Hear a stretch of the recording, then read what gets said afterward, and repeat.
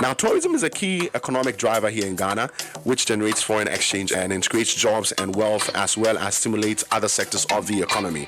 Our guest on the Wiley the Boat series today, I'm very honored to do this, by the way. Our guest on the Wiley the Boat series today has contributed immensely to the growth of the critical sector over the past 25 years. First as general manager and later CEO of Sunseekers Tours Limited, a full-service tour operator and destination management company specializing in end-to-end travel and hospitality solutions. His company is a 4-time winner of the Ghana Tourism Authority, Operator of the Year National Awards, and currently on a mission to transform the tourism sector here in Ghana. Mr. Kwame Ansong is the Group CEO, Director of Sunseekers Tours Limited and Sun Lodge Hotel Limited. We are very much, grateful to have you here in the studio with us, sir, this morning. Welcome to IFM. Thank you, Rev. Can I have you closer to the microphone? Sure. It's good to see you, by the way. I mean, before today, I'd heard so much about you. Oh, really? As soon as I joined YFM, I became a friend of the Sunseekers Tour Company. And, for a while, I didn't know who was behind it. But it's good to know that it's you, and you're here to share your story with us. So good to have you. I hope you've had a wonderful morning. I have. Great. Yes. So before we get into business, I wanted us to start off with this. I hope my guys can capture this on our cameras. Kristen, kindly unwrap that for us. Where is it? That's right. Yes. So we have a special gift for you. Oh, really? Yes. The team told us how busy a man you are and how hard it is to get you into the studio for an interview. So we decided to join us. We thought it wise to give you something special to hold on to, something that you can look at all the time and then remember the time you spent with YFM. So this is a special portrait of you from our memories on the wall. Wow. Yes. Well, thank you so much. Yes, it's on behalf of YFM, Global Media Alliance, entire team, the production team. This is yours. Kindly hurry up with that, guys. Thank you. Yeah. I hope it looks like me. It won't look like you. Shout's going out to all my guys locked in on Facebook. If you're here for Wiley the Boat series, kindly get seated. Put in the hashtag Wiley the Boat series on Twitter, Instagram, Facebook, and you see something magical happen. Jules, baby. We ready? Wow, this must be... Wow, okay, so this is it for you. This is perfect. And it has a YFM logo up there for Thank you as well. Thank you. Kindly show it to the cameras. Let the camera see it. Nice. So this is all yours. Okay, that's my twin. Your twin on the wall. Yeah, is this right? Thank you so much. Yeah. This is something I'm going to treasure. Thank you so much. We appreciate the fact that you're going to treasure it. You're welcome. Always welcome. Anyways, 02022. Do I hold it up during the interview? I put it down. Oh, you might get tired along the line. But you can place it by you, though. You can. It's all yours. I wish we had a nail up there so you can hang it behind you. That's okay. The real one is here. We'll figure that one out, right? Let's go with this one, yes. So, all right. So let's go straight into business. Sure. A lot of us want to find out how you became who you are. Of course, if you want to find out who or what someone is, you definitely have to know the genesis. Sure. The beginning of Kwame Ansong, the CEO that we know. First and foremost, were you born in Ghana? Because a friend of mine told me you were a bugger. You were not born in Ghana. No. I'm made in Ghana. You made in Ghana? Yes. I've never schooled outside. I've never stayed outside Ghana. I've just lived in Ghana all my life. I was born in Accra. Okay, Accra. Which part of Accra? I was born in Accra, in Kolebu. Okay. the mommy inside. Yes. Did you have any nicknames growing up? Yeah, I still have the nickname from class 6. Wow. Yeah. What's it? Song. Yeah. From your name, Ansong? Yeah, Ansong, yeah. Okay. Song, were you by any chance a singer at any point? No, I just dabbled a bit in DJing when I was in Legon. We used to have our whole weeks, and I did a request time for 2 years when I was in second year and final year. So you were the official DJ? Well, just 3 hours of every day for the week. 3 hours every day for the week, for the whole the 7 days throughout the whole week. Yes. Wow, and you were still DJ Song. Yes. Wow. Yes. So that's how many years ago? That was 92 to 94. So your classmates remember this? From 91 to 94. Okay, your classmates remember this? I'm sure they will. Those especially who sent me songs for their girlfriends and stuff like that. And I played the exact song. So you played it, but did you talk on the mic? I guess a bit of course you need to say one or two things, but I like the music to talk more than Okay. Yes. Okay. Yes, So let's see. I'm sure a pro always has the flair in there. Whenever he's just plugged, he comes back in there. Take us into that vibe. I mean, someone has sent a song in, and you're supposed to, send it out to somebody. The message you ask. Okay. So let's just do this. Okay. So, for example, I'd say. This is from maybe Rev Eskin to Chris. You know what? I really love your style. Maybe I'm going to play something with Shanice. Okay. Yes. I just love your style, and I just go right into it. Wow. Yes. That's good. And then I'll just Drop let it it in go. there. Yeah. Okay. Tell us about your childhood. I mean, what kind of upbringing did you have? What kind of home did you grow up in? Well, I grew up in I'd say an average home, in the sense that both parents present. I think I had a very good childhood growing up. Okay. And lots and lots of fond memories with my siblings. I have 4 other siblings that I grew up with, and I'm the second of 5 children. So it was really interesting. First boy, but I had a girl in front of me, girl after me, and then I have a kid brother who's they were twins. The last 2 were twins. So yeah, my both parents were bankers, and so they were very busy people. But you grew up the big boy in the house. Yes, from day one I had a lot of there were a lot of expectations of me. Yes, yes, but it was done in a very, very subtle way. I was in no pressure. Okay. I've never been academically very bright, so the focus was on more of character, building up your character, Developing you character-wise. Yes, character-wise, more than on the academics. Whilst my sisters were just very brilliant, but the end justifies the means. So I did the best in where it mattered most, in the A levels and stuff like that. I just did better than So your house didn't have the unsung they were born to do say. You just you were just in your corner. No, on the contrary, no, I didn't. I mean, my results would come. My sister had straight A's. She got double. She's a doctor anyway, and my older sister, and she'll have straight A's, and I'll have C's and D's, and my dad would say, "Wow, Kwame, C, well done." And this is, just don't know. If I had a B, it was like it was over the moon. Everybody was over the moon, and so I never felt the pressure to academically, or it didn't affect me, my confidence and the like. So I think it's something I try to practice to my kids. Kids are not always the same, and as you know, Rev Eskin, as you grow up, it's not all about academics. Nah. Life is much more than that. I mean, academics make up a significant portion when you're growing up, but when it comes to the real world, it's not. When you enter the real world, yes, it's when not. you get to the battlefield, yes, you can't even remember the definition of economics. Absolutely, you need different life skills. You definitely need different skills. Well, since we're talking about academics and that, let's talk about your school days. I mean, what schools did you attend? Which part of your schooling days what would be your favorite? I mean, the one that you really loved. I mean, you wish you could relive.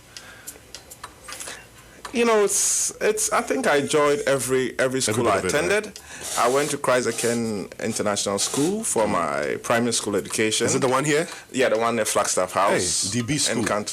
Well, it depends. You can be in a DB school, but if you're brought up as a Jabba, you are not in a DB school. You're just being given an opportunity to, rub shoulders with the DBs. But yes, you're not necessarily a DB. Yeah. So. It was run by Catholic nuns, very strict Catholic nuns at that time. We thought we were very strict, but later growing up, we realized that they were just joking.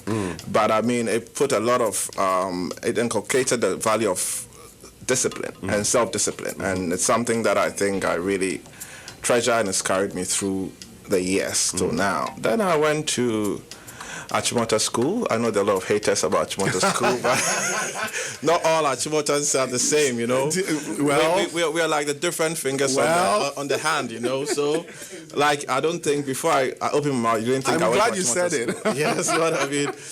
But I think Achimota School really, if I were to choose the school that really formed my character, over the Achimota years. School. It was Achimota School. I spent 7 years of my formative years, from about almost 13 to when I was about 19 when I was leaving. So these were really critical years in a child's growth, and yes, and I think Achimota taught me some values which I carry till today, and I think it's really served me well. I mean, when you go to Achimota, you're told to strive for excellence. You know, they keep drumming into your head almost every day. You're not a chicken, you're an eagle. You're not a chicken, you're an eagle. So even if you find yourself in a place where there's so much mediocrity, you need to stand out. You need to stand out, yeah. You need to go the extra mile. As an eagle, you need to try. You know, we have this story about an eagle that was born in and adopted by a chicken or by a hen. So he grew up among the chicks, and after a while he realized that he was different. He was different, but he was behaving like the chickens. He couldn't even fly.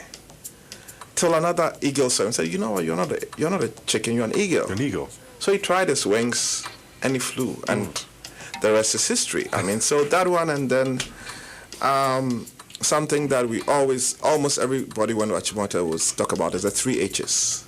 Which is? The head, the heart, and the hand. Joyce Aye, Auntie Joyce Aye. Okay, wow. You know, it's something you are. It's, I don't know what happens now in the school, but when we're there, they inculcated that into us. The 3 H's. The head, the heart, and the hand. You know, the head is just for academics. Like I told you before when we started the interview, that life is more than just academics. You know, you can be the most brilliant person, but it doesn't necessarily mean you're going to survive on the field. Absolutely. And the heart talks about how you make decisions. Is there a human touch to what you do? Is there humanity in your approach to things? There's some decisions that are yours to make, and it's your call. Do you make it just looking at numbers, or you look at the people behind it and say, you know what? These people have families. These people have this and that. Like this COVID period, I mean, a lot of companies just shut down. True. We had to just downsize. Of course, we are struggling, but I mean, we're at least people can go home with something small, you know. So that's a very typical example. So the humanity and the humanness is very, very important in how you do your stuff. It doesn't mean that you're a pushover or laid-back person. Then the last thing is the hand. That's for hard work. So whatever you need to do, you need to get it done. Nothing is beneath you. Nothing is too low. So these were really, really, really interesting values that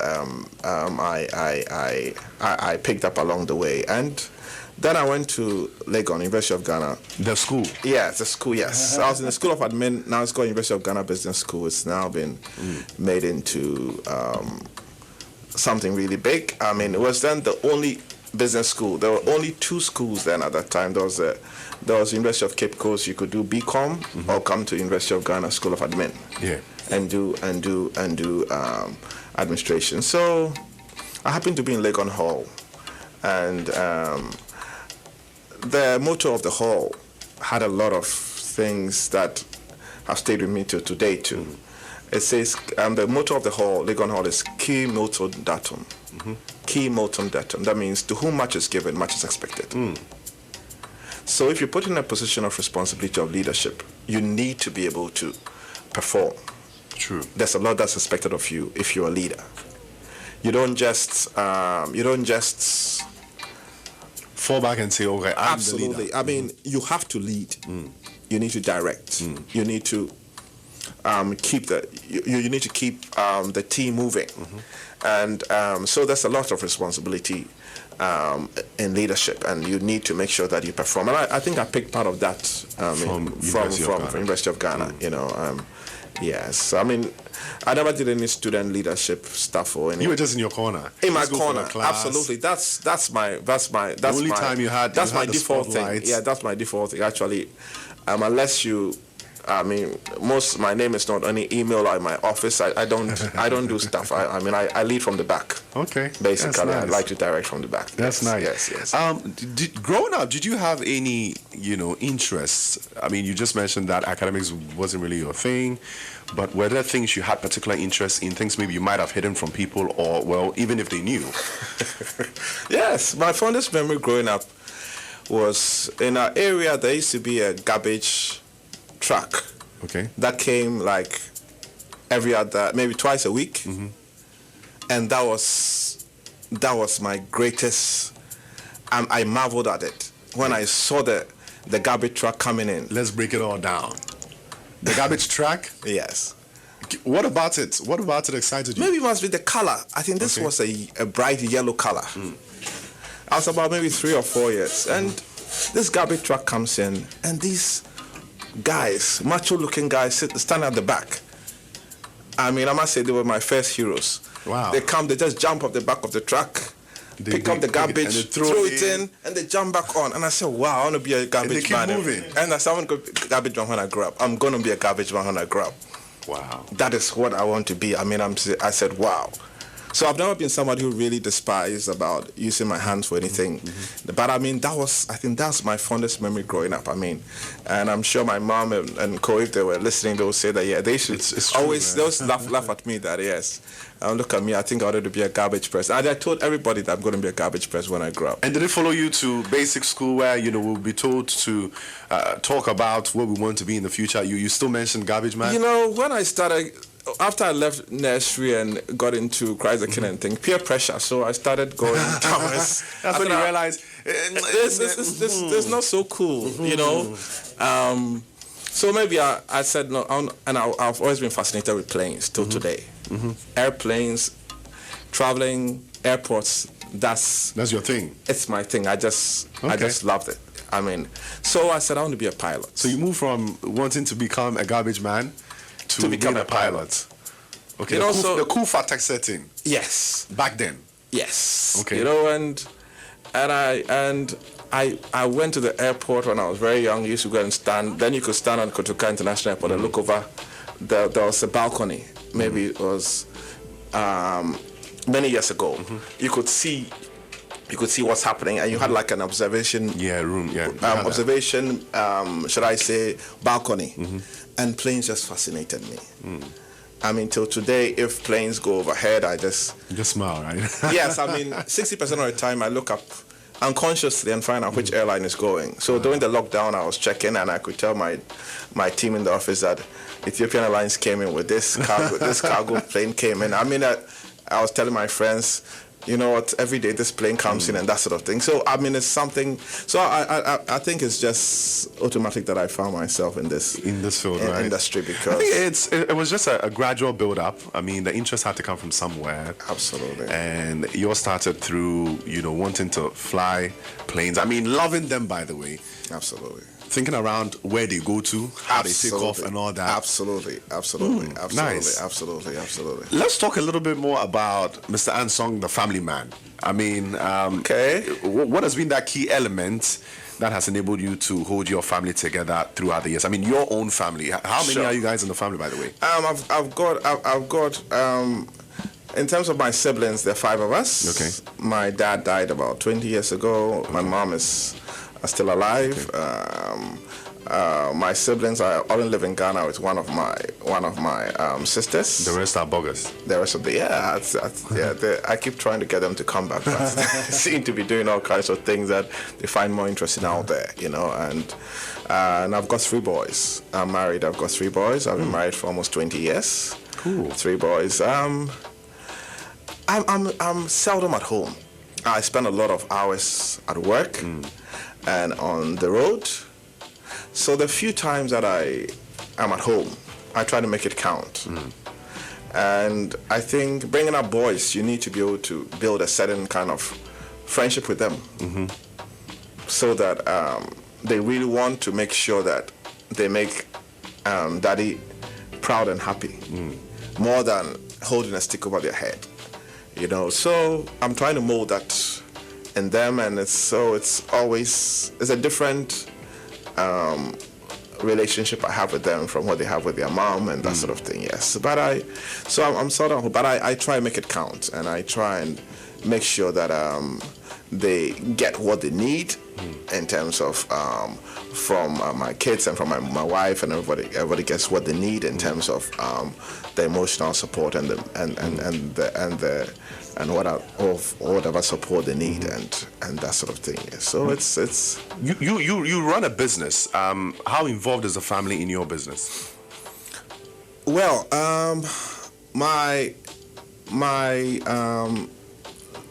I have all my businesses are partnerships. Okay. A lot of my business are partnerships. A couple of them are family businesses, but there are no family members in the business. I run the business myself, and I also have, my wife is a lawyer, but she helps with running all the businesses. The hotel, Sun Lodge Hotel. My mom is also, myself, serve as directors on one of the boards of the Accra City Hotel. She's the director and alternate director for Accra City Hotel, which we have an interest in.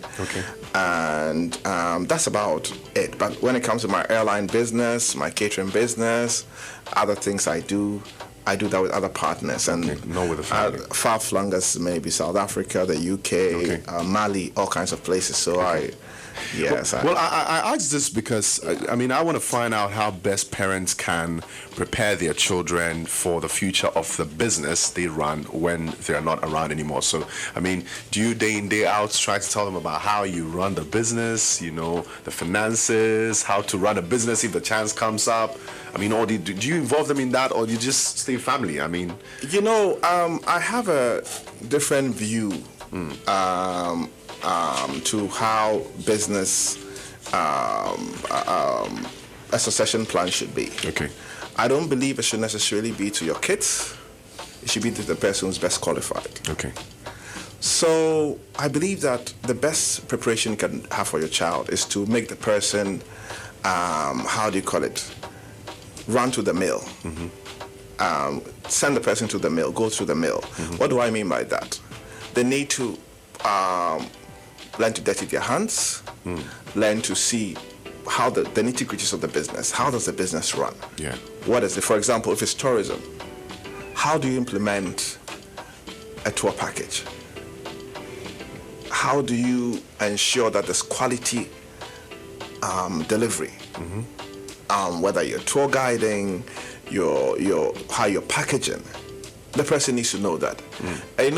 My kids are quite young, so the oldest is 15, but he's the one who seems business-minded. He's doing business now, and he's in Form 5 trying to do business, and he's the one who asks a lot of questions, but his focus is more on something else, because he sees the way the finances go and COVID and stuff with tourism and that sort of. So his focus is more on other things, and I think that I always encourage him to think big and to look elsewhere, but then to let him understand that in everything you do, you need to make sure that you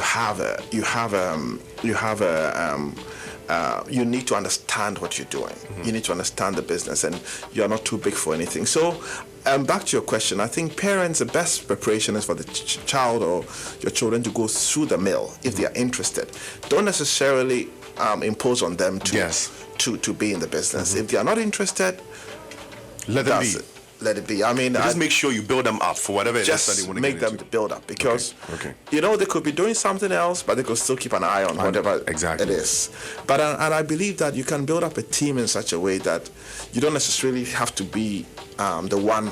It doesn't have to be your child who's running the business to take it to the next level and the like. It's just about how you build your team and that sort of thing. So I happen to have taken over a business in 2000. But it's more the exception than the norm. Most of the businesses that are second generation don't outlive. They don't outlive 5 years after the founder passes.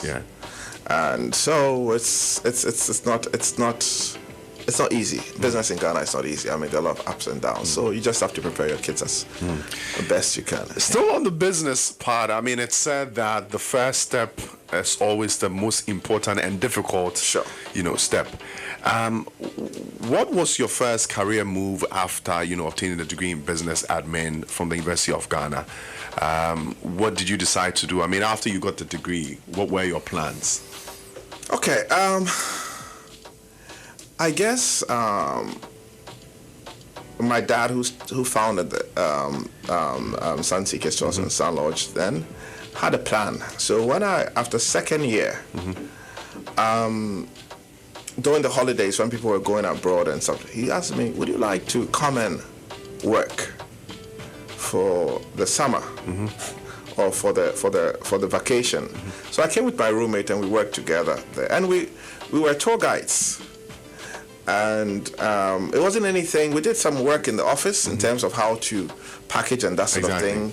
And then when we go on a trip, we go with the clients. We got to know how the nitty-gritties of things work. And he was doing accounting, I was doing marketing management in School of Admin then. So we got to learn at first hand how the business runs. And a lot of the things, I believe that the passion that I built was from that. So it was a chance for the person to look at the fun part, because I was a young person. Yeah. Go to the nightclubs with the tourists, do stuff and all kinds of things that, I mean, you do when you're about 21, 22. So it was all fun for me. So that was my whole perspective. But it gave me a very deep understanding of the business, and I think that's where my passion came from. So apart from planes and the like, so I mean, it was just a natural thing that right after school I'll join the family business. So I actually opted for that. So within 2 weeks after finishing, you were back to business. I was already at work. We finished exams in July. August I started work. Do you remember your first salary? I don't remember the actual figure, but I would say it's maybe about 20% of what my other contemporaries were taking, right, when they were going into big companies and that sort of thing. But my dad told me that, you know what, just stay put, work hard, and you'll catch up. It's not a matter of who's the swiftest, but who wins the race. And I believe a lot in that. I mean, it's not the person who's the swiftest. I mean, the person who wins the race. And it's not a race anyway. It's it's the end that justifies the means, Great. So you prepared yourself so much. Yeah, I mean, throughout uni, you were sort of like pre-programmed, mental-wise, that, okay, this is where I want to get myself into. And then 2 weeks after school, you went in there. Along the line, did you face any situation that made you think, oh, maybe I think I came to the wrong side?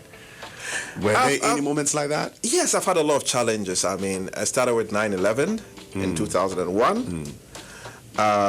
This was like, I finished school in 94. Within 4.5 years, my dad was very ill. He was ill for about maybe 9 months and passed after that. So I was just stabilizing myself. I mean, this was in 2002. Then 9/11 hit. And that totally changed everything. So you had to navigate. There were a lot of companies then, maybe about 350 travel tour companies. I mean, a lot of companies went out of business. We stabilized, things got better. Then the financial meltdown happened. Yeah, the global credit crunch. Yes, the credit crunch happened.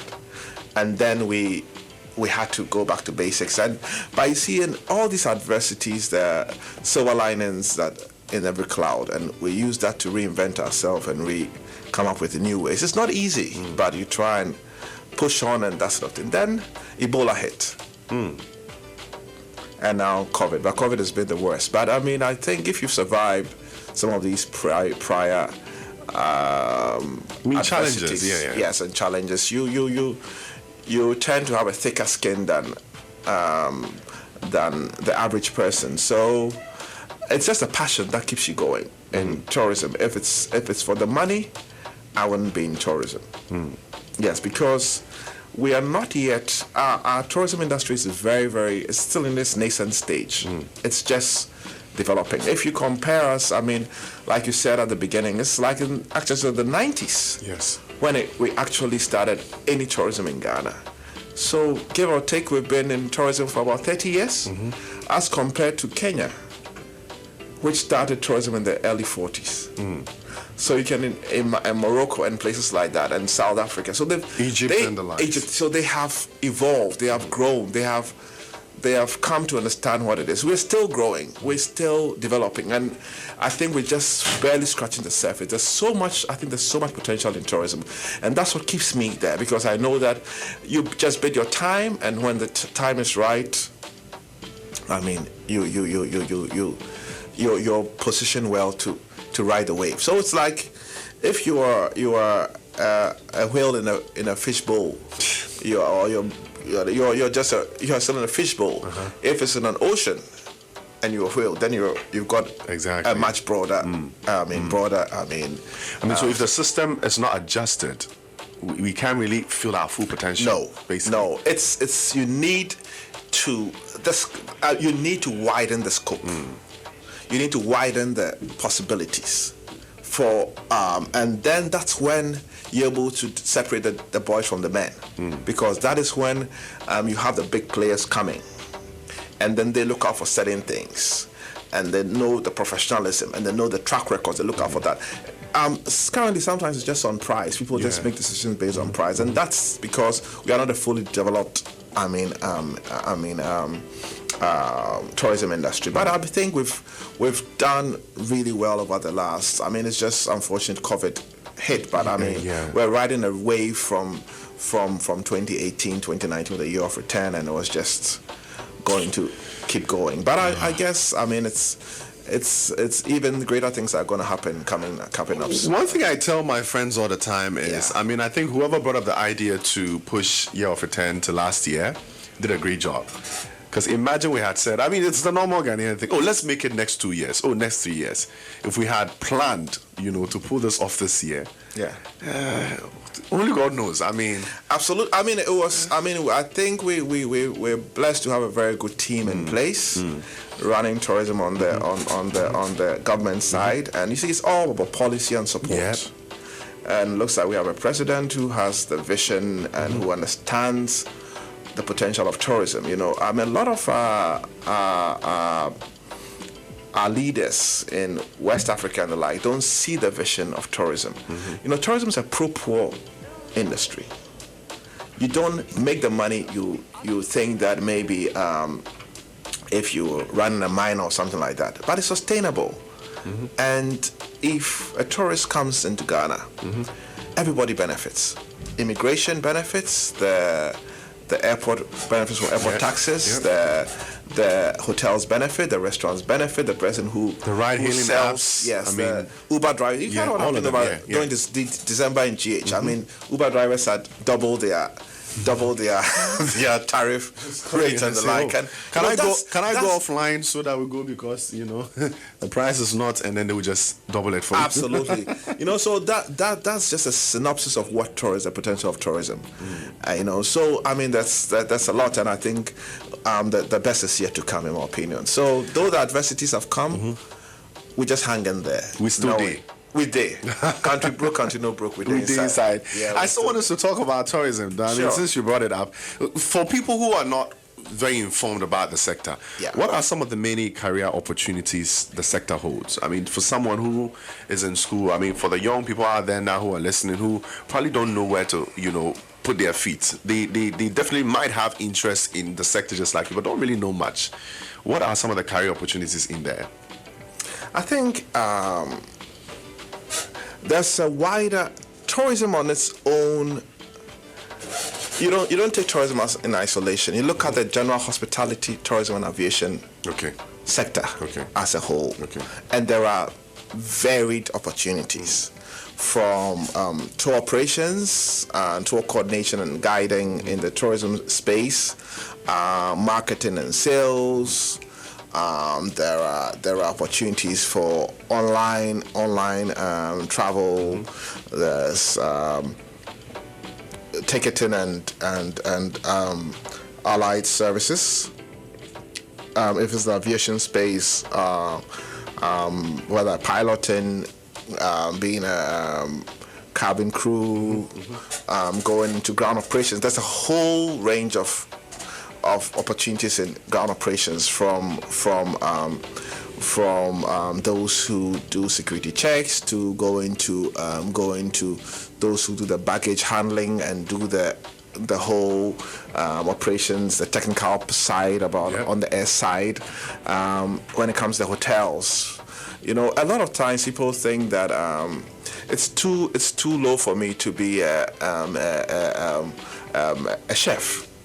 But you can be a celebrity chef. I know. There's a guy called what's his name? Chef Keeks, and then there's Bishville. He cooked for Idris Elba when he came to Ghana. Yes, I mean a lot of people came for him during the year of return. Absolutely, and I mean there are so many opportunities. There's a guy who I helped through from about all through SSS and into to the Kofodia Polytechnic because his parents said they're not going to take care of him because he wants to be a chef. But there are so many things you could do there. Whether it's in hotel management, whether it's in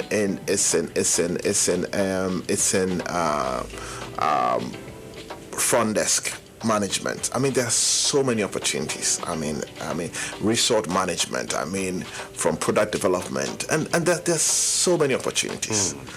As the sector grows and gets more diversified, the opportunities grow. I mean, when we were growing up, it was just a straight jacket thing. It's either hotels and I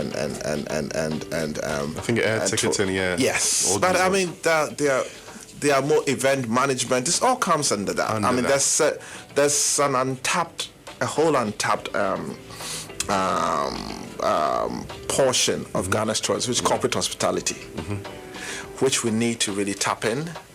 And that is something that really offers so many opportunities. Offers so mmany opportunities. It's one thing that I think is even becoming a part of our lives now. Now people who are into tourism full time like yourself are giving a lot of influence to regular people, and so now you see people turning their second bedrooms into Airbnb.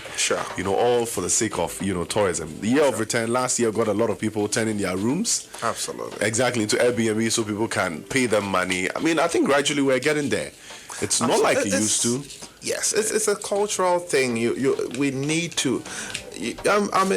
Just next door in Nigeria, they understand holidays and they understand travel and the like, leisure travel. We still have some way to go. I mean, so I think we're on the right track, and I think we need to. Yes. Great. Now, personally, at what point did you decide to do hospitality business full time? I mean, in the beginning, it was a company that you worked with your dad's company, and then you finally took over. But at what point did you say, okay, I want to dedicate my 24 hours to this, into developing the not just the business, but the hospitality industry? You know what? If you have a passion for something, you start looking for opportunities in the same space. So I think with adversity and after 9/11, we started something we had not done before. We started vehicle rentals. Then in 2010, after the global credit crunch, I said, you know what? Tourism and hotels are not going to be cut it. I need to do other things. So I found other opportunities. I said, why do I become another travel agent? Why don't I rather run airlines or represent airlines? So we've been representing some airlines in Ghana, so we're what we call a GSA.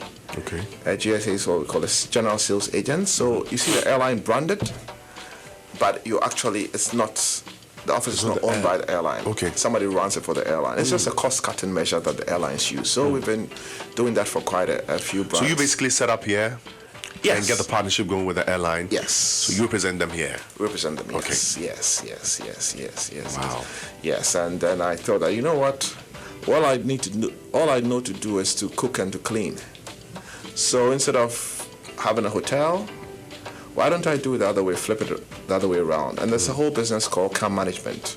So you and catering services where you do things for in bulk for different sectors and the like, and then you do facilities management and the kind. So it just snowballed, and anything around that, I've just grown into it. I mean, into what it is now. Was it? I said into what it is now. Absolutely. But I think I'm still not where I want to be. We're still working. We're still looking for opportunities. We're still developing. Yes. We're going to talk about where you want to be in a bit. Before that, Sunseekers Tours describes itself as a full-service tour operator and destination management company. I was a bit confused in the beginning when I heard that. I mean, for the sake of myself and other people listening, break it down for us. What's the scope of your business, Sunseekers Tours?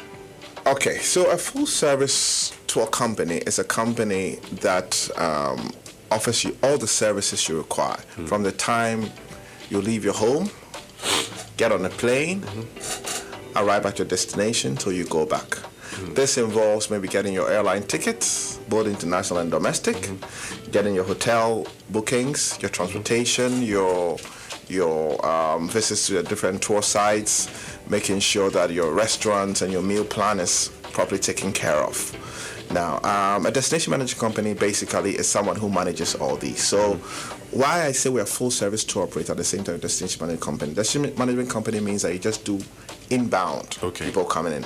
But we also have a domestic my favorite part of it, by the way. Yes, where it's a growing, there's a growing part of our business. People. Yes, the local people. Yes. And then we have an outbound division that also does outbound and both leisure and corporate. So I mean, that's what makes us a full service tour operator. What makes your company special? What sets it apart from all the other companies operating in the same sector? I'd say attention to detail. Okay. And passion. We work with passion and attention to detail. From the process of planning, what would differentiate your package from another person's package? You need to look at all those ingredients. I'm a stickler for excellence, so you need to make sure that you need to convince me when you bring this package that this is, and that's my main role is, like I said, I don't lead from the front, I lead at the back. So I do a lot of quality control and the like, and check things. I mean, make sure that when your packages are done, most times I see them maybe after the effect or after the event, but I use it to just correct and then make sure that next time you know what to do better, because the turnaround time, such as and the kind of the way I'm all over the place, sometimes you don't get a chance to really see what you want to do. But when there are projects that have clients with special interests, you need to make sure that you curate whatever package you're doing to meet the interests of the client and whatever motivation the client has for traveling, and that starts from the start. So one package does not fit all, or one size does not fit all. Then the implementation. What's going to make you stand out from other companies? Everybody's going the same across the tour. What's going to make your tour different? So you guys have karaoke and kayak and things like that. I mean, if you look at our domestic packages, it's always a jam. I mean, they are different from what, typically the mundane ones are going to Cape Coast Castle, Elmina Castle, Kakum Park. It's been overdone. I mean, do you know what somebody said yesterday? My friend called and said, I think it was right after the show, said, hey, I'm going to organize a trip. The other ones do excursions. I mean, yes, you need to differentiate yourself. You need, what is your USP? What's your unique selling proposition? You must do something different. Otherwise, you become a chicken. You're not an eagle. You're not an eagle, yeah. Kwame, I have someone on the line who wants to talk to you. He wants to talk to you. Kindly wear the headphones for me. Put it on for me. All right. Hello? Morning. How are you, my friend, sir? Good morning, sir. I won't mention your name, but kindly introduce yourself to Kwame. He's in the building. He's listening to you. My name is Ken Thompson. Your name is? Kenneth Thompson. I'm the CEO of Daylex Finance. And I actually spoke to Kwame last night. And I don't think he expected me to be speaking to him this morning, which is also very good. I don't think he was expecting me at all. What a surprise. Yes, surprises are good. Uncle Ken, how long have you known Kwame? I've known Kwame for at least 10 years. Wow. And, the one thing that I take away from Kwame, which he doesn't know, is that I take away a lot of energy. I mean, Kwame has so much passion, I mean, you go on and on. I say, Kwame, what are you doing? I'm going here, I'm doing this. And I'm thinking, wow. I mean, there's so much energy. But although I've known him for 10 years, or more than 10 years, it was only a few weeks ago that I took my first holiday with Sunseekers. Okay. And I think that's one of the positive things about lockdown, because suddenly I was looking for something to do. And one of the things I've always wanted to do is to teach my family how to overcome fear, how to do things outside the box. And I kept telling them, you don't want to be asked by your children 15 years from now about what you did during the pandemic and said, all I can do is I learned how to use a remote control. So, no, I mean, it's ridiculous, because we have our kids stuck indoors doing the remote control. They're not learning to be assertive. They're not learning to do anything different. They can't take risks. So, I mean, we decided to do abseiling and kayaking with Sunseekers. And I was just going to say, look, let's do something. And, it was the most exciting thing I've ever done in my life. I mean, they went to Aquaba, we went up, we climbed. And when it came to the abseiling, I mean, of course, I'm with all the kids, so I have to go first. I just thought, no, I can't let the kids go before me. I've got to go first. Wow. And we abseiled into the kayaks. Then we paddled to an island. I mean, halfway through the paddling, honestly, I was finished. If it hadn't been for the tour guide in the kayak, I probably have said, look, it doesn't matter. I'll spend the rest of my life with the tilapia. It was a fantastic experience. And by the time I finished, I was totally rested. Absolutely rested. And I keep asking myself, but why is it taking me so long to do this? 10 years. Over 10 years. And he keeps talking about Sunseekers. I encourage him. I talk to him about things. We talk about ideas. I think, but why is it taking me so long? But I think the reason why it took me so long was that at the back of my mind, I was afraid. I was afraid that I would not have the same level of service or the safety. I wasn't so sure that the safety would be because it was Ghana. These are things that you grew up with. You grew up with certain. That's true. Because negative perceptions about your own environment, and you don't. I'll never have admitted to it, but it was the safest thing I'd ever done. I mean, there were 6 of us. 4 they could not swim, and by the end of the trip, they were floating in the water. We learned how to capsize. It's fantastic. And I mean, I think that what I'd commend Kwame for really is his passion. Because if he hadn't gone on and on, probably I'd never have done it. You wouldn't have tried it. Yeah, and I would have missed out. Wow. But I think that him being invited onto the program is just some acknowledgement that he's doing something right. That's true. And I really would encourage him to do it, because I learned so much from him. He doesn't know it, but this is the first time I'm telling him.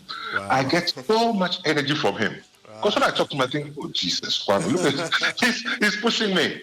And like I say all the time, for me, I like to surround myself with positive people. That's how I learn. That's how people push me, tell me ideas. So, Kwame, congratulations on being the leaderboard. Yes. I mean, all the good work. Trust me, it takes one person to make a difference, and you're making a difference. Eventually, you feel it in your pocket. If you set out to provide value and do the right thing, eventually you benefit from it. And I believe that strongly. And thank you. I want to find out one extra thing from you. What does he do for fun? I've tried getting that from him a few times, but he's not really giving me the answer I want. Oh, Kwame just works and thinks of ideas. Oh, great. I bought him a book to read. He said, "Okay, Mr. Ken, you see, I read when I went to A-level. I got A in literature or whatever. So now I stopped reading full time. I read your book. And every time he sees me, he avoids me. But he's always working. He's always working, think of certain idea. I'm not sure I know exactly what that's for fun, because he's always busy. He's always busy, right? And I think that that's his constitution. We are all built differently. That's true. And if that's what gives him energy, I mean, I'm all for it. I'll congratulate him. Wow. Yeah. And yes, and for me, I think that is in the right direction. We're all different, and I'm glad that I have somebody who will push me because he's younger than me, so he's always the same thing. Jesus, he's going to tell me something different. Every day there's something different. Mr. Thompson, how about this? Mr. Thompson,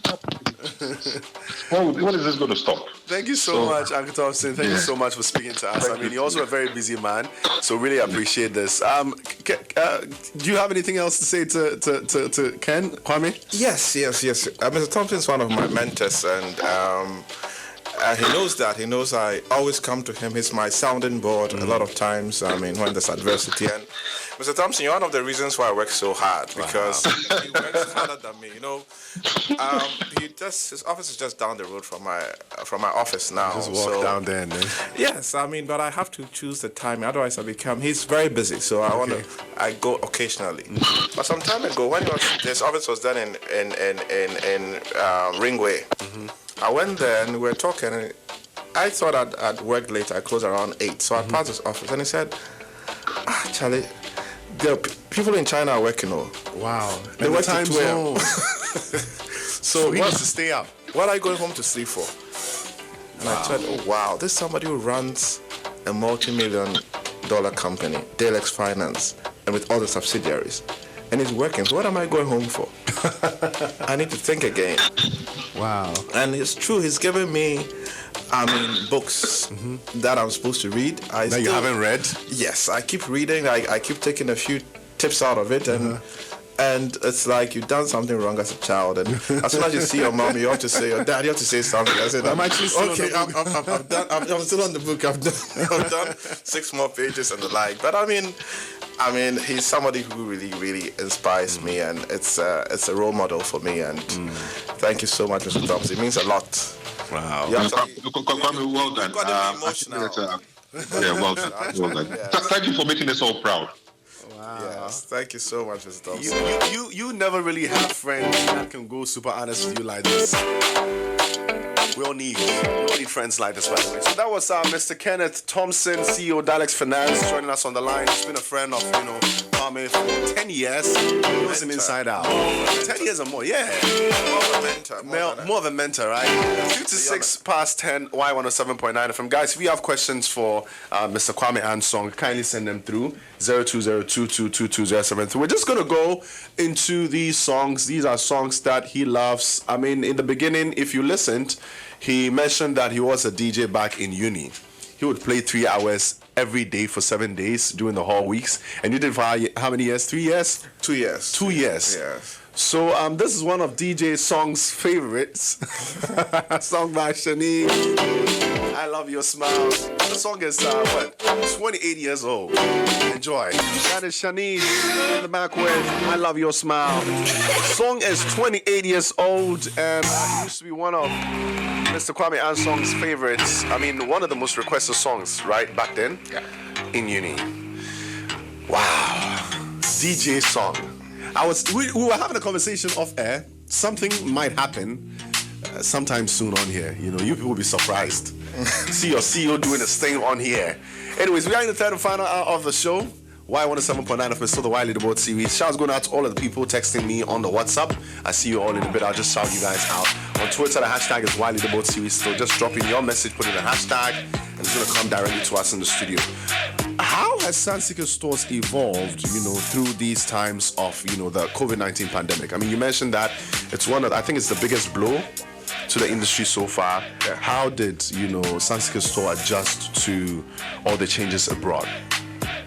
Well, I would say, we're still adjusting. We're still adjusting, an adjusting phase, but like I said earlier, in every adversity you find opportunity in it. We believe that for about the last almost couple of years, 3 years, we've been trying to grow a domestic tourism wing of our business, because I always believe that there are too many factors out there that sometimes impinge on African destinations. It could be disease like Ebola. It could be political instability. It could be like insecurity like Boko Haram and the like. And these are all things that have effects on your on your ability to have your generating markets bring you clients. That's true. And so I thought that we need to take our destiny into our own hands one way or the other. So we started pushing to try and build a clientele base. And we believe that,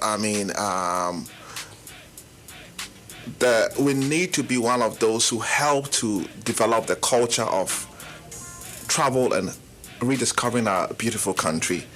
So this pandemic has helped us to fast track what we had on the drawing boards for the last couple of years and try and do it even better and bigger. So we're still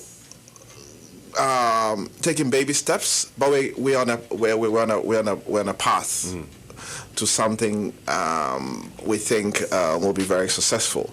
And I keep pushing my team and said, let's keep doing it. Let's push. You need to and do things differently. Yeah. Because you need to realize that if you're an industry leader, you chart the path. Others are going to copy you. So what do you do differently? You need to change and then have a different pathway for others to follow later. So I would say that this COVID pandemic has brought a silver lining in the cloud, which has been able to let us take off on our domestic tourism drive, which we've been nursing for the last 2 years. We've been doing trips here and there. We actually have a travel club, and we've done a few things in the past with YFM, and we particularly like YFM because I believe a lot in the youth. We hold the youth. The youth are the future, and I believe that if you build brand loyalty with the youth, they grow with you, and the rest is history.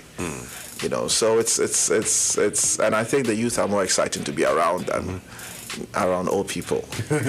With all these said, I can boldly say the future is bright for the tourism industry. For Sunseekers Tours in particular. Absolutely, for the whole industry. I think with even in the midst of the pandemic, with the bold unveiling of the 7 pillars of Beyond the Return, the Beyond the Return initiative, it shows that we are still going forward. We had a pause, but we're still going forward. And of course, you look at all the initiatives that are available, and then you try and latch onto that, and then position yourself to go with the flow. So I think the future looks bright. The short term looks a bit bleak, but medium term looks very bright. Wow. With your 25 years, you're over 25 years experience in the tourism sector, what, in your opinion, are some of the things that make Ghana attractive for tourism? Before this, we talked about why some people would not travel to some African countries, political instability, diseases, and the likes. On the bright side, for a country like Ghana, why do you think people love to come here? I think, in my opinion, it's the people. Okay. Our rich culture, our festivals, our traditions, the relative security in Ghana as compared to other West African countries, the peace we enjoy here. These are all factors we take for granted as Ghanaians. But when you go into other countries or you hear what's happening, it counts for something, and it counts for someone who's never been to this part of the world making a decision to come. So I think Ghana has a lot going for it. We just have to package it well.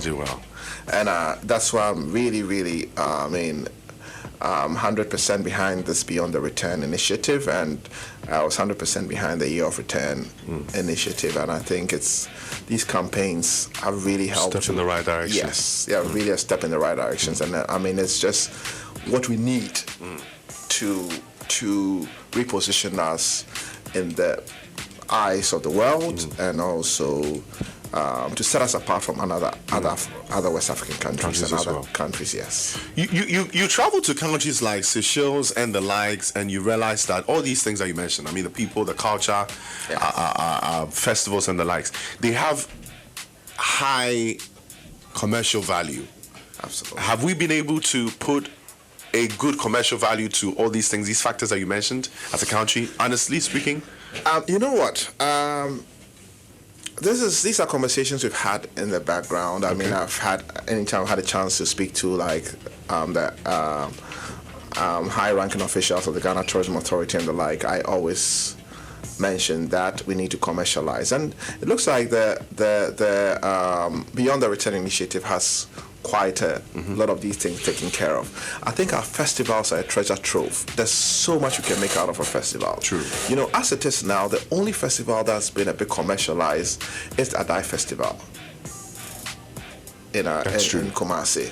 It's been institutionalized. It's been absolutely, and that's what you can really sell, because sometimes you have petty chieftaincy disputes and things making some festivals not happen. But can you imagine if we could, just like you have like Abuatri happening every first Saturday in May, Afashe happening every Saturday, first Saturday in September? I think it's in September, Bakatoi.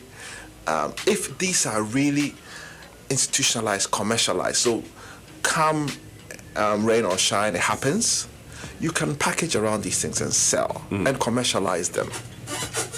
And that will be something that will be a big differentiating factor for us as a destination as compared to any other destination, you know. Wow. I think these are things that we really need to put thoughts to. Yes, because I mean, the energy, you know, people travel far and wide to come and, you know, experience our Dive Festival. I mean, a few people do come for the fashion as well. Absolutely. But looking at the energy and the investments we make on these ones that are quite known, if we're to spend a little time and a little more into making sure that the images, you know, we package it well. Absolutely. I mean, we can have people come in, and these events or these festivals are in different months of the year, so we can get people coming in. So you spread it out. I different mean, seasons. Yes, absolutely. You have your Afrochella, your Nations. Exactly. All these things are in December.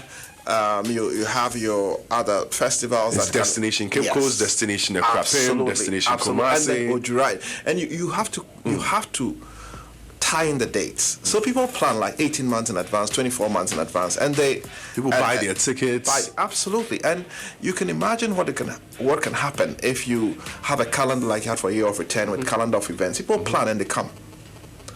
So I think the possibilities are endless.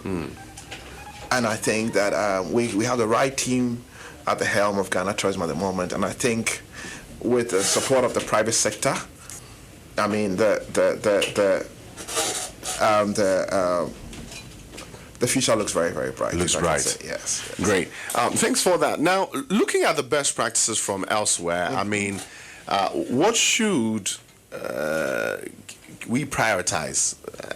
Is it developing the product or getting numbers to come in? You just mentioned that we should, you know, spend more time in ensuring that the planning and the packaging of all these things look well. Should we focus on pulling in numbers instead of, you know, investing so much in? Because I mean, numbers look good, and so instead of maybe, do you think it's right for us to paint it, make it look good, or call more people to come and watch it as it is? In my humble opinion, I think that pulling in numbers should be the start. You know, most people didn't believe that we could handle the numbers that came for Year of Return. Yeah. Nothing really changed on the ground. But you see, one thing, we take a lot of things for granted. There's a lot of skill now in Ghana. And people are professional. More professional than other West African countries. You may have the average person just being mediocre, but there are spots of brilliance all over. And most of the time, people coming this way are not looking for monuments and stuff like that, apart from having maybe their experience of UNESCO World Heritage Monuments and stuff from time to time and that sort of thing. But more of the experiences. And these are usually authentic. But from generating the numbers, you get the revenue to pay for improving the product. So it's a chicken and egg story, but I think the numbers are what we need at the moment. Especially after a period like this pandemic, you need to drive in the numbers. So whether it's an e-visa process that we need to fast track. Do we have that in Ghana? It's being worked on. It's being worked on. It's been worked. I don't know whether it's got a pandemic or it should have happened. I think before the first half of this year, but due to the pandemic, it was put on the back burner. But I think one of the things that can be a catalyst to jump our numbers is our visa regime. We really need to look at it. I mean, Ghana is lovely. Ghana, people, may complain it's an expensive destination, but I'll come to that. I'll talk about it's one thing I really want us to talk about too. Yes. But I mean, if you make it easy for people to come, people will come. And I think you saw during the year of return, people were paying in excess of £1,700 and stuff to fly in. I mean, $2,000 plus. It's the experience. People want an experience. Ghana became one of the most expensive destinations to visit during November. Absolutely. And because you've put together something that sells. It's about driving in the numbers. It's about driving. And you see, you need to package it well. Yeah, that's the word, package. The star power strategy really worked. It may have cost us a bit, but it didn't cost us anywhere near it would have cost us if we went on traditional media. Like maybe advertising on CNN, or maybe if you have a Steve Harvey coming to Ghana, or you have someone. Absolutely. I mean, the names are endless, and there are some who are already queuing up to come. You have no idea what that means in terms of it's more beyond just being it's a testimonial to your country, and they have loyalty. They have loyal followers. So you actually kill two birds with one stone. Actually, three birds with one stone. Even more. So I think it was a brilliant idea, and I think. We don't have the funding, we don't have the budget, but we can go along these lines. I mean, all countries were green with envy. I mean, when we went to the US in January, just before COVID, I mean, the January 2020, I mean, South Africa and co with their humongous budgets, and Mauritius, they were just looking at us there were droves of people just coming into the tiny Ghana Standard at the New York Times travel show, and there was so much publicity and buzz around Ghana. And it felt good to be a Ghanaian, right? I've always been proud to be a Ghanaian, but I mean, you walked with popcorn, like you had popcorn under your feet. It was really, really extra special. Since we're still being honest about this sector, I want to find out: do you ever see Ghana matching up to levels like the kind of idea or the mindset that comes up whenever you talk about places like Seychelles and Mauritius and the Cyprus and the rest? Are we ever going to get there? If we're going to get there, what are some of the sacrifices we must be ready to make as a country? You know what? I don't think we should try to be another Mauritius or another Seychelles. Okay. We've got a different product, a different target market. Ours is our culture, our people, our cuisine. Our way of life. We have very rich traditions and festivals. That is what we must focus on. That's if we were to say if it's a SWOT analysis, those are our strengths. And that's what we need to leverage and build on. Yes, the beaches, resorts are coming. I mean, you have this weekend we had a group that went to Maha Beach, and they had a ball. Yeah. I think Priceless went with them, a friend of mine here. Okay, great. I mean, I mean, the unique resorts are coming up, and those are usually private sector driven. But I think we need to focus on what we have, what sets us apart from other countries, instead of focusing on what we can trying become to be what we are not. I mean, these countries have been doing it for maybe 50, 60 years, and that is all they can offer because they don't have a rich culture. So they highlight what their strengths are. We have to highlight what our strengths are, and need to package it and tell them that we've got more than that. Our copy line as a country destination is culture, warmth, and more. the culture, our rich culture, the warmth of the people, and we have more. And more. We have beaches, we have Extra. we have forests, we have everything. You know, these countries sometimes they just have beaches. You know, and Kwame, with delivering all these things you guys Sure. are trying to work on, I mean, in getting to the destination, that ideal destination our tourism sector or tourism Sure. industry is supposed to get to, the challenges that come up, doesn't the issue of maintenance come in? Because one thing we know as Ghanaians is, we'll have it, but then keeping it in good shape, our beaches, these forests that you mentioned. Now we have just a few of them even around because, you know, illegal mining is dragging one bit away. I mean, people who are in charge of these castles are not really maintaining some well. I mean, some are doing a good job. Sure. But doesn't the issue of maintenance come in? If it does, if it plays a role, what is being done? Is there a constant effort being placed in there to ensure that we change our mentality, you know, around maintenance? We make it an ample part of our lives? absolutely. I mean, actually, maintenance is very important. And maybe you may not be in the tourism space, but what has happened over the last couple of years is that whilst the promotions were going on with the year of return and the like, there's actually been an upgrade of various facilities that have been going on. It's ongoing. It's step by step by step. There have been years of decay. Yeah. And now they're picking it up and then trying to step by step trying to redo them. Asimanso has been done, has been taken up by Ghana Tourism Development Company. Others are being taken up by Tourism Authority to try and redevelop them. Because they should have been developed through the fees that are being paid, but it's not happened. So they have tried to actively try and alternative means of upgrade. you know, Yes, upgrade these facilities. So it's ongoing and it's going to take time, but I think it's at least we're on the right path. So Okay. the maintenance culture is being Okay. addressed and driven. Okay. And you see, a lot of tourism is apart from it's a private sector driven thing. So a lot of the attractions and things, apart from the major attractions which are maybe owned under government Or state-owned. yes, maybe not. Yeah, I mean they are usually community owned. But maybe under Ghana Museums and Monuments Board and the like. A lot of the attractions and resorts and things are privately owned. So it's up to the management and the owners to have this culture of maintenance being Okay. yes. One of the issues that keep coming up in conversations about hospitality industry is the cost of accommodation, even in cases of low occupancy.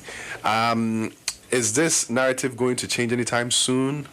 What level of engagement are ongoing behind the scenes, to bid down the cost? Are there regulations being done?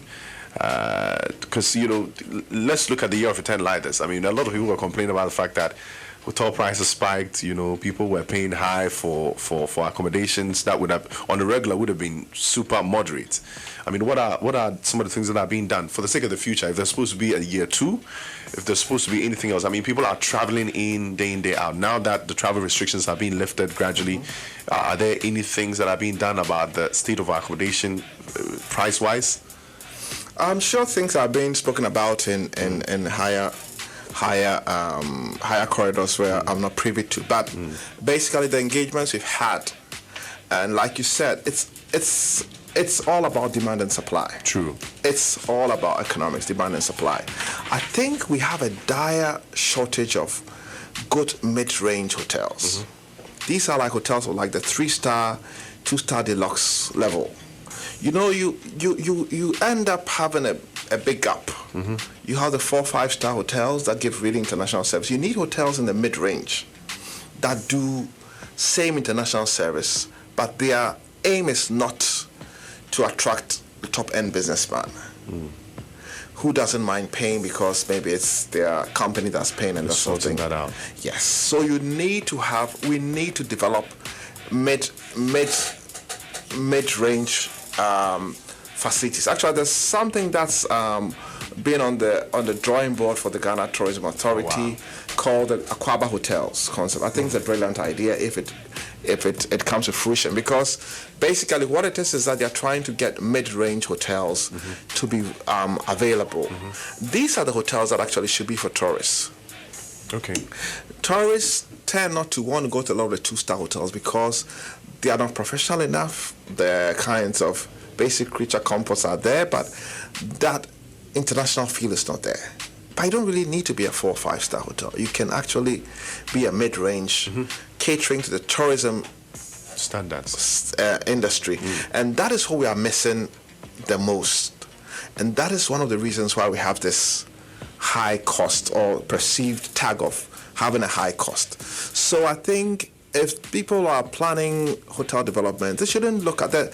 There's going to be quite a glut at the top at the moment with the number of 5-star hotels we have, and with international travel depressed because of COVID and the like. But I think if investment should be in the mid-range, if there are enough rooms available, economics will set in. And if there are 3 hotels and you want to still charge $120 when your competitors are charging $80, which it should be, I mean, of course, nobody will tell you after a few months that you're losing out. Yeah, you just drop your rates. So, I mean, it's all about demand and supply. That's what I think, yes. All right. Once again, economics comes into play. Now, in your opinion, how important is it to have a proper, emphasis on the word proper nationwide tourism trade show? Have we had some in the past? Yeah, in the past, I think there was Intertourism in 1986. So that was before 1986. Yeah, that was before your time, Rev Eskin, and I'm sure all the people in the room. But I think that was the only one who was around. We were then in school, so we went. It was more for us to be able to meet people from other schools and just get out of school. We just went around. But in my humble opinion, I think it's not really critical to have a tourism trade show. No, I don't think that is what will make you get more tourism arrivals. I think what we did with the year of return, making sure we have the star power and the things, those things work more. And I think if we had I think the ROI on that would be more than maybe put it into a tourism. That's my humble opinion. Yeah. One personal thing, I mean, this one just popped up online, and I had the same question for you before, the sender sent it in. His name is Lukman Evergreen Mumin. He works with us, and I must say he's one of the biggest contributors to our show. He wants to find out how the tourism industry is dealing with connection men.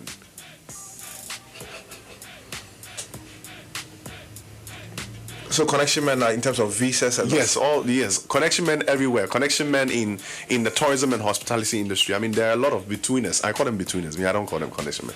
Betweeners in there. Are there regulations around them? Is the industry looking at fishing them out and training, giving them proper training? What is being done? You know what? I hear these things all the time, and from time to time, people may even contact and say that, oh, I need a visa. You know, tourism is regulated in Ghana. And it's difficult to know what somebody's doing, off record. But what I'd say is that there is ongoing training. They started with the tour guides to try and retrain all the tour guides and certify them. All companies are regulated, whether it's hotels, tour companies and the like, they're all regulated. So I'd say that in these days of how do you call it, in these days of passports which use your iris as the biometric system. The biometric system. I don't see how you think that someone can help you if you don't qualify for a visa. So I think it's about more of education, and I don't think if the tourism authority has a plan for that, they should focus on fishing them out. They should focus on education. And let everyone know that, you know what, nobody can help you. You can get assistance. You can get assistance in filling out your visa forms. Like we do that when we have outbound going. But we have a disclaimer, a big disclaimer, and say that we don't guarantee visas. And our whole team knows. We have a big abhorrence to the fact that you'd even approach us, say, about visas, and it's something that we take exception to very, very, because we built a brand over the years. That's true. And we don't want to mess up that brand. I mean, we'll protect it with our lives when it comes to things like yes. Look, man, I hope your answers are received. Education. Instead of fishing them out, I might want to educate. One thing I know too is if you educate, victims will no longer be victims. Absolutely. Yes, and so I think that's a step in the right direction. Thank you for that, by the way. 11:27. Tell us about Sunseekers Tours local tourism initiative with the brand YFM and what it's meant to achieve. Okay, like I said earlier, our focus at Sunseekers Tours for our domestic tourism is on the youth and families. So it was a natural fit that we tried to work with the number one youth station for this this initiative of ours, to try and inculcate the not just the love for travel, but the love of rediscovering our own beautiful country in the youth. So this is something that we have strived to do, and it's something that we think that will pay dividends down the line. I mean, so that's what it meant to actually inculcate the travel culture in the youth. Yeah. All right. Anyways, before we get back into what I want us to discuss finally, what in your opinion makes a good leader? Well, in your field. I think first and foremost, you must be knowledgeable about what you're doing so that you can direct and impart. You must be able to add value to what your team or colleagues are trying to do or achieve. And most importantly, you must set examples. You must lead by example and roll up your sleeves and pray to work. I mean, there's a canned adage that says that I hope I get it right. I mean, I will support you, don't worry. Odisha ankwa akwejane. I don't know nothing say that, but yes, Odisha ankwa akwejane. It's like leading by example. If you don't roll up your sleeves and work, you don't expect the people behind you to work. That's true. This is not an industry where maybe an investment or tourism especially, it's a passion. If you're not passionate about what you're doing yourself, you would accept anything mediocre. You have to set the standard. You have to work with your team and let them inculcate that standard. You are not on the bus with your team as they travel around the country, as they go abroad with groups.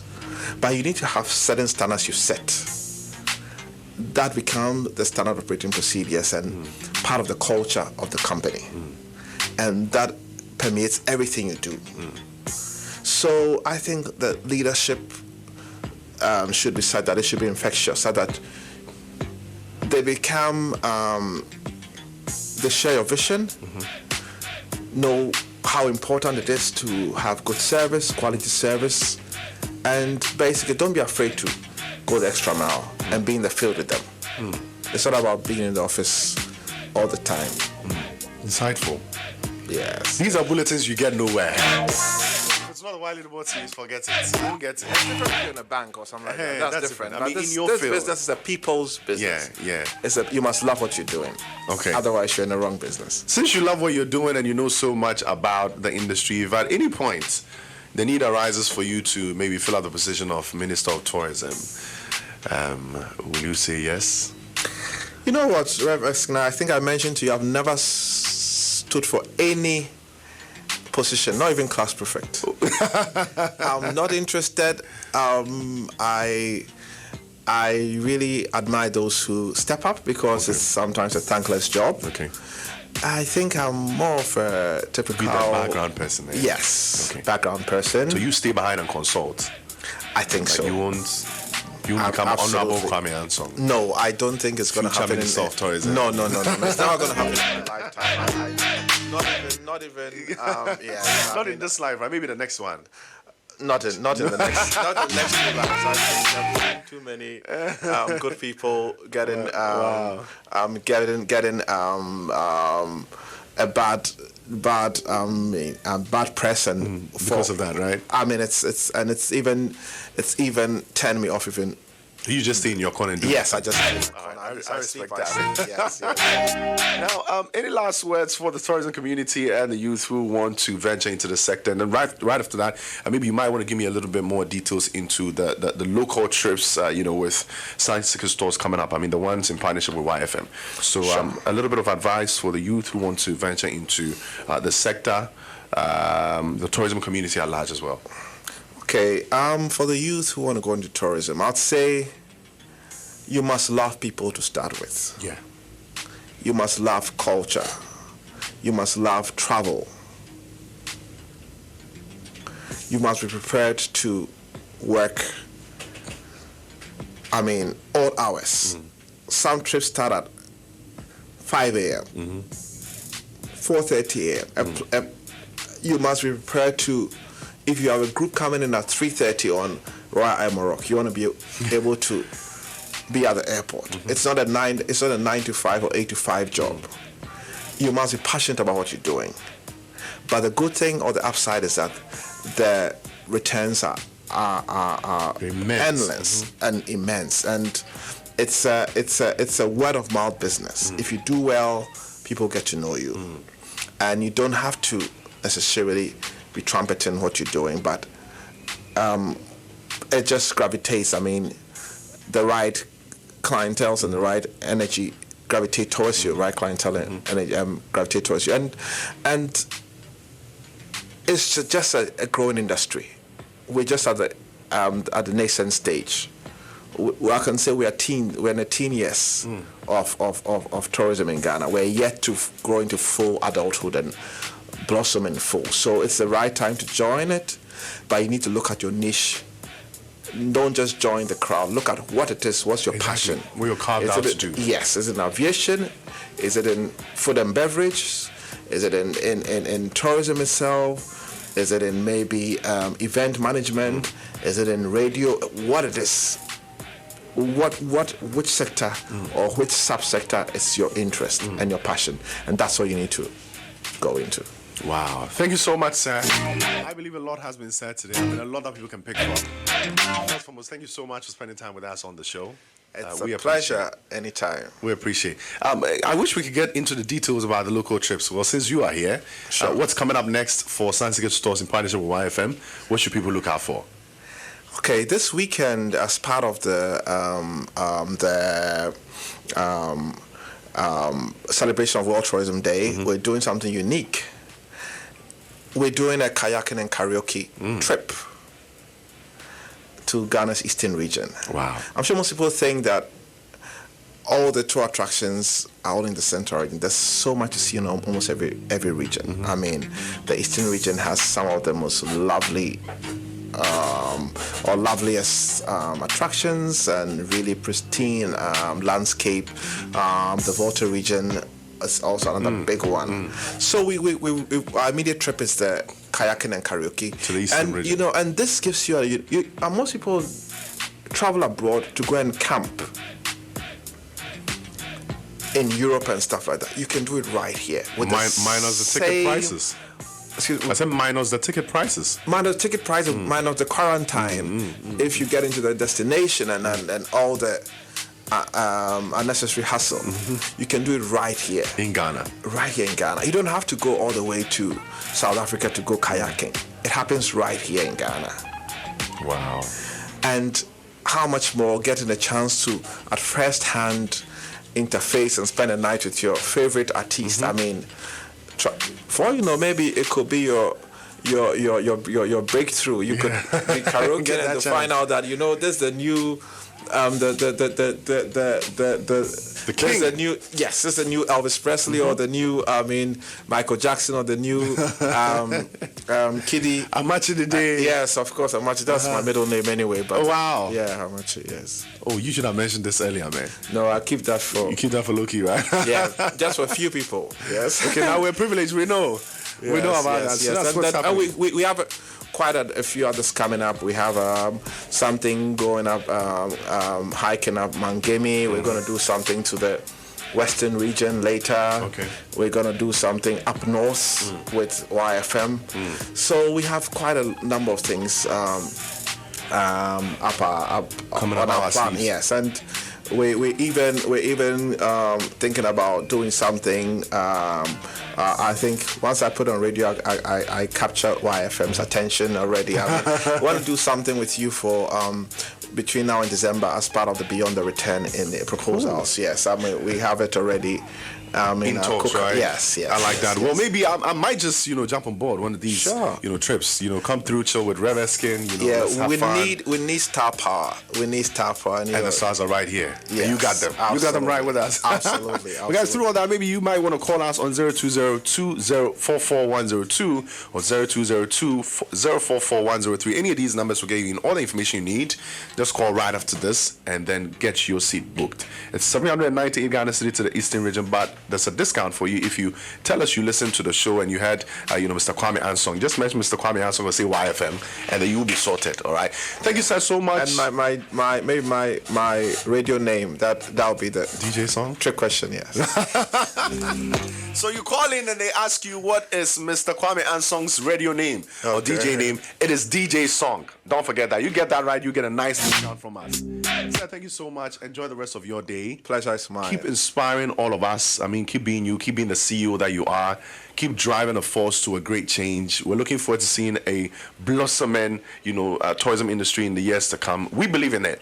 And we see the efforts people like you are putting into it. Of course, the tourism industry, the tourism ministry, the Ghana Tourism Authority, these guys are putting in so much work to ensure that we move from where we used to be to where we can be or where we are supposed to be. And it's thanks to people like you. So thank you so much on behalf of GMA. I mean, anytime you look at this portrait over there, remember the good work you did on this day and beyond. Thank you. All right. Thank you. Guys, do you have something special for us again? No? We're just going to go straight into it? Yeah? We might just drop some more of your favorites, by the way. So just right here. Guys, it's been the Wiley the Board series right here on the mid-morning.